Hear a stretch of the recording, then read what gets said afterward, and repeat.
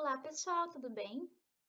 Meu nome é Michelle Serafini, eu sou bióloga, sou aluna de doutorado do programa de pós-graduação de Ciências Biológicas Fisiologia da URGS e na aula de hoje nós vamos falar sobre o sistema imunológico. Começamos a nossa aula com um questionamento. De que forma o nosso corpo combate uma infecção? Para responder essa pergunta, vamos precisar falar sobre o sistema imunológico e os diferentes mecanismos de ação que este possui. Primeiro, vamos relembrar o conceito de infecção. A infecção é quando ocorre a invasão dos tecidos corporais de um organismo hospedeiro, como por exemplo o ser humano, por parte de organismos capazes de provocar doenças, como vírus ou bactérias, e também a multiplicação desses organismos que ocorre após essa invasão. O nosso organismo possui dois tipos de imunidade, a imunidade inata e a imunidade adaptativa.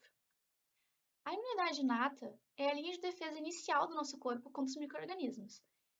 Vai ser a resposta rápida de uma infecção, começando de 0 a 12 horas após o início da infecção. Ela vai ser composta por barreiras físicas e químicas, células fagocitárias e também proteínas sanguíneas e citocinas, que vão também participar nesse tipo de imunidade. As principais células vão ser os neutrófilos, os macrófagos e as células dendríticas. Já a imunidade adaptativa é uma resposta secundária à infecção. Ela começa, em média, 12 horas depois do início da infecção, possui especificidade por moléculas distintas e vai responder com mais intensidade a infecções repetidas de um mesmo organismo. Ou seja, se a gente se infectar com a mesma bactéria ou com o mesmo vírus, o sistema imune adaptativo vai responder mais fortemente a cada reinfecção. As principais células desse tipo de imunidade são os linfócitos B e T. Também essas células vão ter várias subdivisões, que nós veremos quando formos estudar esse tipo de imunidade. Aqui é importante ressaltar que, enquanto a imunidade inata é uma resposta mais rápida, ela não possui a especificidade que a imunidade adaptativa vai ter.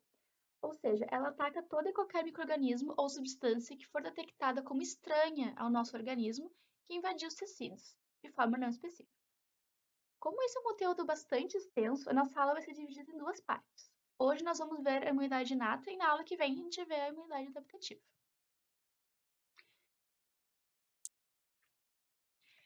A imunidade inata é o tipo de imunidade que vai fazer a destruição de bactérias e vírus por fagocitose. Nesse processo estariam envolvidos então os leucócitos, os granulócitos, o sistema monocítico macrofágico e o processo inflamatório ou inflamação.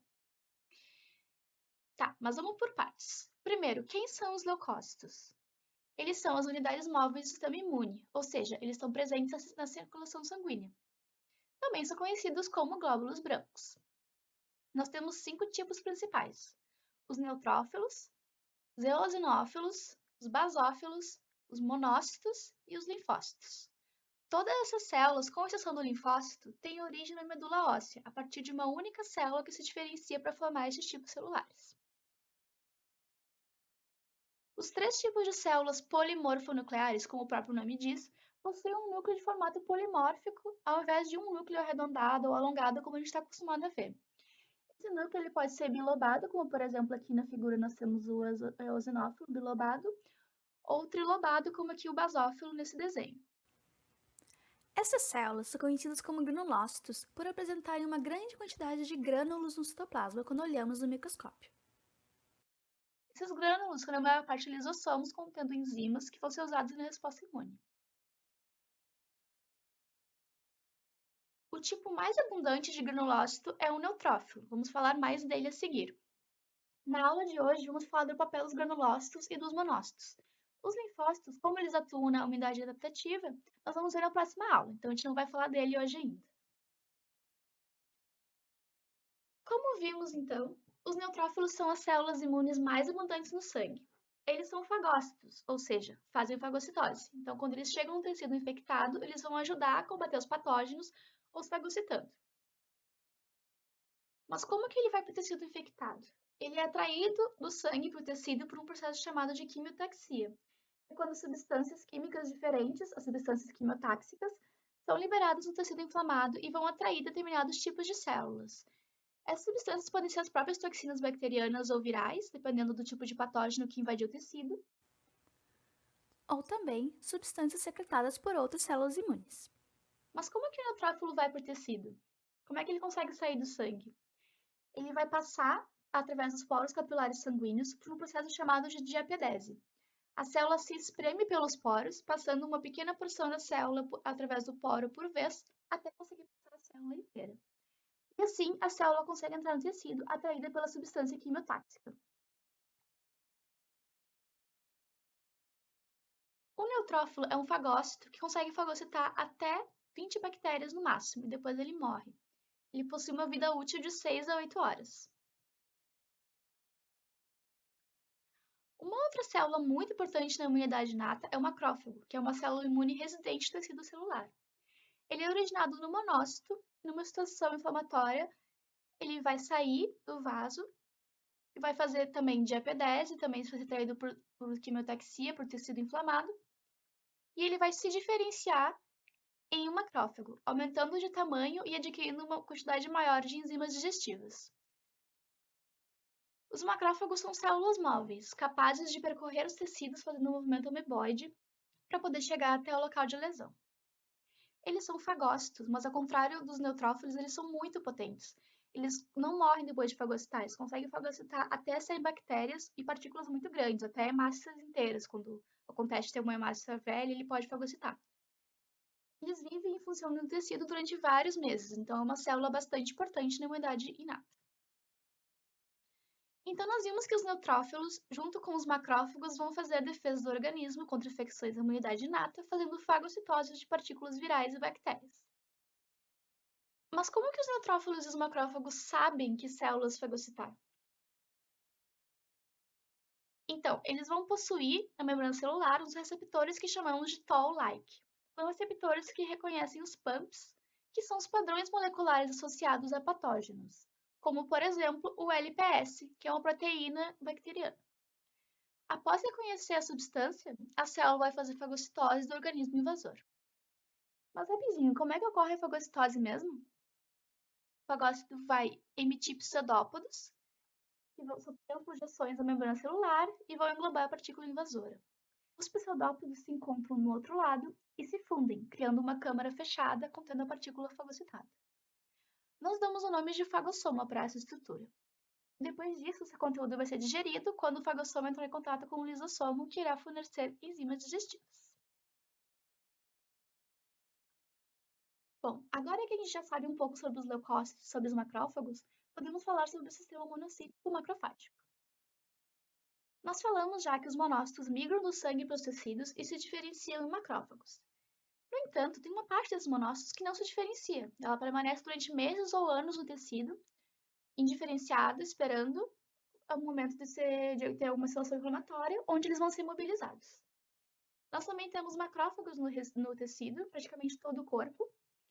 Nós vamos ter esses macrófagos residentes que vão ter nomes diferentes conforme o tecido onde eles se encontram. Na pele, ele vai ter o nome de histiócito, ele vai agir quando a integridade da pele é rompida e ocorre uma infecção. No pulmão, nós vamos ter os macrófagos alveolares, que fagocitam partículas e micro-organismos que entram no corpo junto com o ar que a gente respira. No fígado, nós vamos ter as células de Kupfer, que filtram o sangue que vem pela veia porta.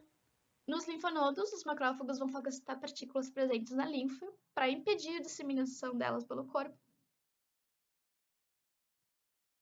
E no baço e na medula óssea, eles vão fagocitar também os organismos invasores que conseguiram chegar na circulação geral. Os macrófagos vão estar presentes em maior número nas áreas teciduais, onde temos grandes quantidades de partículas, toxinas e outras substâncias indesejáveis para ajudar na destruição e na limpeza do organismo dessas substâncias. Então, o sistema monocítico macrofágico é uma grande rede de monócitos e macrófagos distribuída por quase todos os tecidos do corpo, esperando para agir em caso de uma infecção. Mas como ocorre uma inflamação? Vamos imaginar que tem uma pessoa caminhando distraída, feliz da vida, cantando, ela passou na prova de fisiologia, tá despreocupada, sem olhar direito para onde anda. No meio do caminho dela tem um prego, e ela acaba pisando nele. Essa pessoa chora de dor, porque o prego fez um machucado na pele da pessoa, ou seja, uma lesão no tecido. Essa lesão, que também pode ser causada por bactérias, trauma ou agentes químicos, leva à liberação de histamina, prostaglandinas, bradicininas, entre outras substâncias, que vão ativar intensamente o sistema monocítico macrofágico, recrutando monócitos e ativando macrófagos residentes no tecido. Essas substâncias vão provocar uma vasodilatação no local da lesão, o que vai aumentar o fluxo de sangue para o local e também a permeabilidade dos capilares. Com isso, temos uma maior saída de neutrófilos para o tecido e também de fluido, o que vai levar, então, um edema nesse tecido. Esse fluido vai sair do sangue e vai para os espaços intersticiais. Logo depois disso, a gente vai ter a coagulação do líquido nos espaços intersticiais, devido a uma alta concentração de fibrinogênio nesse fluido intersticial. Isso tudo gera um efeito de emparedamento da inflamação, fazendo com que a área lesada fique isolada dos tecidos ao redor. Esse isolamento vai retardar a disseminação das bactérias e produtos tóxicos, isolando a área da inflamação e também vai ajudar a diluir as toxinas que estejam presentes ali.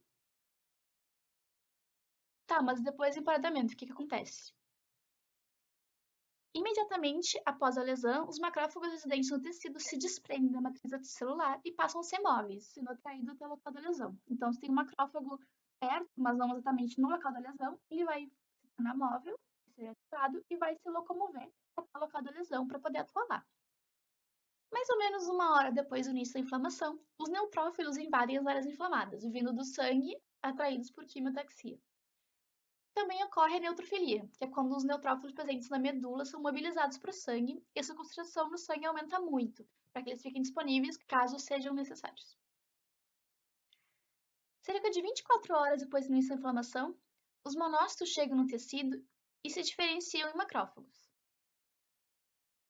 Depois de 3 ou 4 dias, vai ocorrer um aumento da produção de granulócitos e de leucócitos pela medula óssea. Esse aumento vai ser promovido pelos macrófagos, que vão secretar fatores estimulantes de crescimento de colônia. Aqui, CSF é Colony Stimulant Factor, o G é de granulócito e M de monócito. Então, ele vai estimular o crescimento das populações. Esses fatores vão para o sistema sanguíneo, vão chegar até a medula, e a medula, então, vai responder produzindo e liberando uma maior quantidade de granulócitos, principalmente neutrófilos, que depois vão, então, ir para o local da lesão, ajudando a combater os patógenos. Com a remoção da causa da inflamação, vai ocorrer a restauração do tecido e a inflamação cessa. Por fim, tá acabando, gente, eu juro. Faltou a gente falar dos outros 2 granulócitos, os eosinófilos e os basófilos. O eosinófilo é um fagócito fraco, ou seja, ele tem um efeito pouco importante na maior parte das infecções. No entanto, ele vai ter um papel essencial para combater parasitas, como por exemplo o esquistossoma. Como é que ele faz isso? Isso é através da liberação de enzimas hidrolíticas e também de espécies ativas de oxigênio. Já o basófilo libera histamina e heparina, que impede a coagulação do sangue e é uma célula muito importante nas reações alérgicas em geral. A bibliografia que eu usei para essa aula foi principalmente o Guyton, que ele é mais resumido, mas se vocês quiserem se aprofundar, eu recomendo muito o Abas, que ele é bem detalhado e também muito didático. Chegamos no fim da nossa aula, então. Eu sei que foi uma aula com bastante conteúdo, bastante complexa. Então, se você ficou com dúvida, assista de novo, dá uma boa olhada antes de seguir, para você ter uma boa base para a nossa próxima aula. Bons estudos!